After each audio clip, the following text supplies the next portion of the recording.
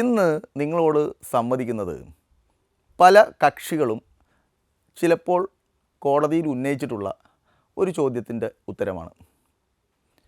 പ്രത്യേകിച്ച് ഡിവോഴ്സ് കേസുകളിൽ കുടുംബ കോടതിയിലെത്തുന്നവർ എന്തിനാണ് ഈ മീഡിയേഷൻ അല്ലെങ്കിൽ എന്തിനാണ് ഇങ്ങനൊരു കൗൺസിലിംഗ് നടത്തുന്നത്? ഞങ്ങൾ എന്തായാലും പിരിയാൻ തീരുമാനിച്ചു, ഞങ്ങൾ ഒരുമിച്ച് കൊണ്ട് പരാതിയും കൊടുത്തു, കോടതി ഞങ്ങളെ ഒന്ന് പിരിച്ചതായെന്ന് പറയുന്നു.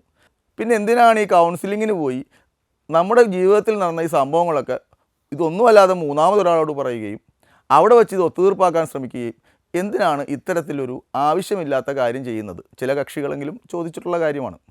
എന്നാൽ അവരും ബാക്കിയുള്ളവരും അറിയാൻ വേണ്ടി ഇത് ഒരു നിയമപരമായ പ്രക്രിയ തന്നെയാണ്.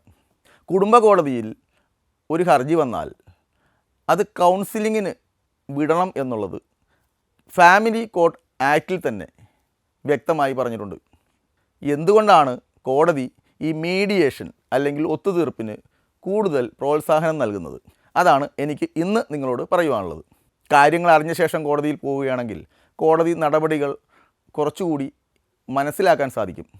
നമ്മുടെ നിയമങ്ങളെല്ലാം നമ്മളെ പ്രൊട്ടക്റ്റ് ചെയ്യാൻ, സംരക്ഷിക്കാൻ വേണ്ടി ഉണ്ടാക്കിയിട്ടുള്ളതാണ്.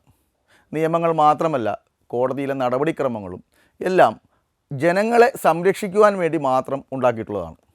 ചില ഘട്ടത്തിൽ നിയമം ഈശ്വരനാണ് എന്ന ഒരു സങ്കല്പം വരെ വരാറുണ്ട്.